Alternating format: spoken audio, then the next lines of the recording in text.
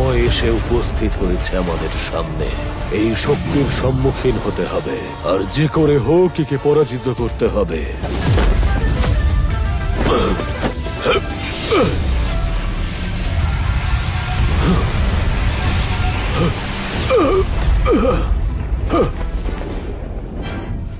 সবাই প্রস্তুত হও।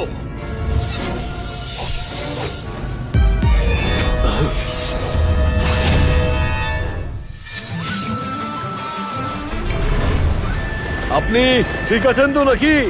এত দেরি করে কেউ আসে? একটু তাড়াতাড়ি আসতে পারতে তো।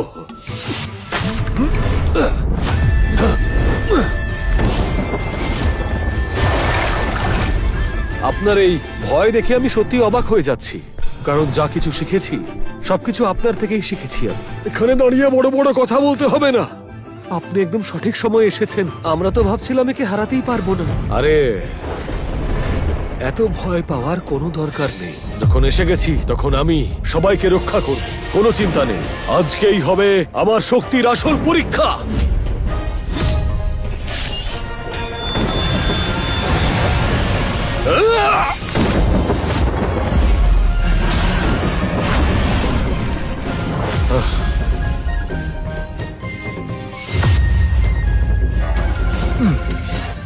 তাহলে প্রমাণ হলো তো, এবার সবাই বিশ্রাম করুক।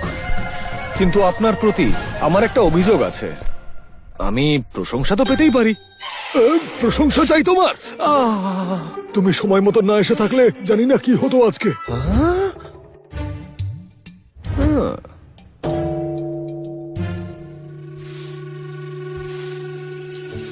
আমাকে আবার সেই কাজে লাগিয়ে দিল।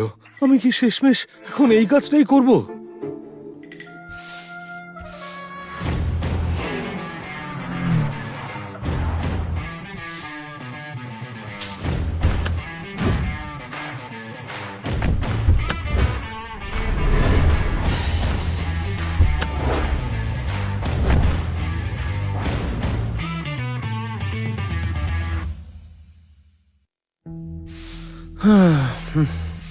গৃহকর্তা, তুমি দক্ষিণ প্রদেশের প্রথম পরিবার জিয়াং পরিবারের প্রধান কর্তা।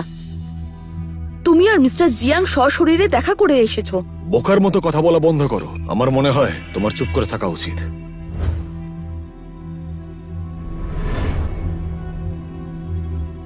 বাবা আর দাদু এখন গুরুতর অসুস্থ। আমরা এখানে কেন এসেছি একটু আমাকে বলবে?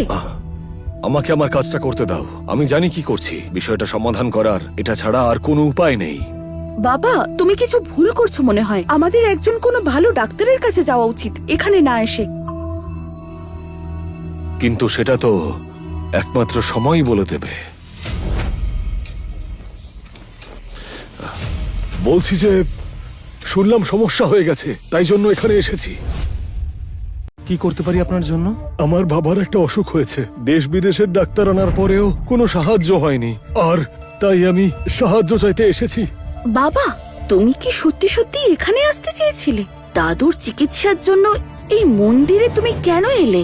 এখানে তো সবাই চাষবাস করে। ঠিক ঠিক ঠিক, যদি কেউ অসুস্থ হয় ডাক্তারের কাছে যাওয়া উচিত। এখানে কেন আসবেন? দয়া করে চুপ করো। তোমাদের কোনো অভিজ্ঞতা নেই বলে তোমরা এইসব কথা বলছো।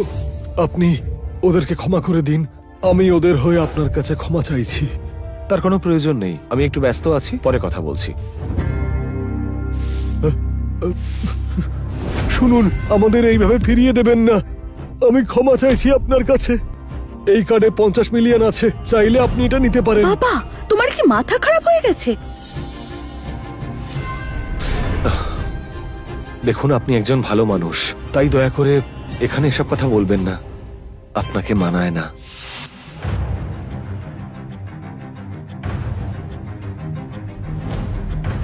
যদিও আমি চাই না, তাও এই বিষয়ে আমি আপনাকে সাহায্য করব। যত সব বুজরুকি। ধন্যবাদ। আমি আপনার প্রতি সারা জীবন কৃতজ্ঞ থাকবো। এই ঋণ চোকাতে পারবো না আমি। মানুষ হিসেবে আপনি সত্যি অতুলনীয়, খুব ভালো।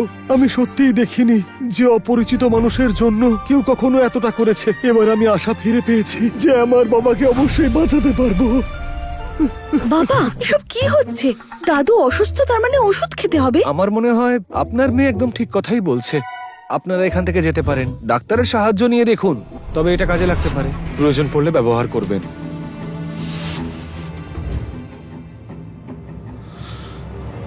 দাঁড়ান, বলছি যে এটা কাজ করবে।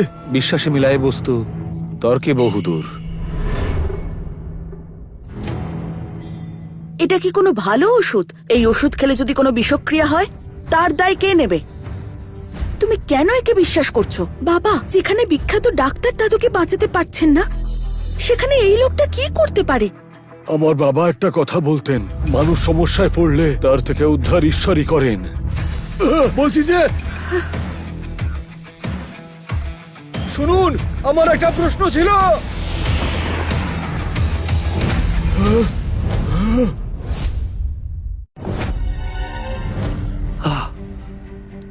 বাবা, পুরোহিত মশাই কোথায় গেলেন?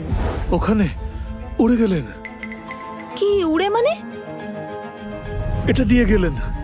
ও, আমি বুঝতে পেরেছি। আপনি মনে করেন এটি একটি জাদুকরি ওষুধ, তাই না? কিন্তু যদি আপনি বুঝতে না পারেন তাহলে চলুন এটা রাজার কাছে নিয়ে যাই। এটা তো একটা মানুষের কীর্তি, যদি কোনো কাজে না লাগে আমি ছুঁড়ে ফেলে দেবো। দাঁড়াও, এতদিন পরে একটা আশ্চর্য মানুষের সঙ্গে দেখা হলো, এমন একটা ওষুধ দিয়ে গেল। এবার সবাইকে বাঁচানো যাবে। একজন মাস্টার কতটা লম্বা? বিশাল মাপের মানুষ। ছাড়ো, চলো তাড়াতাড়ি ফিরে যাই, চলো।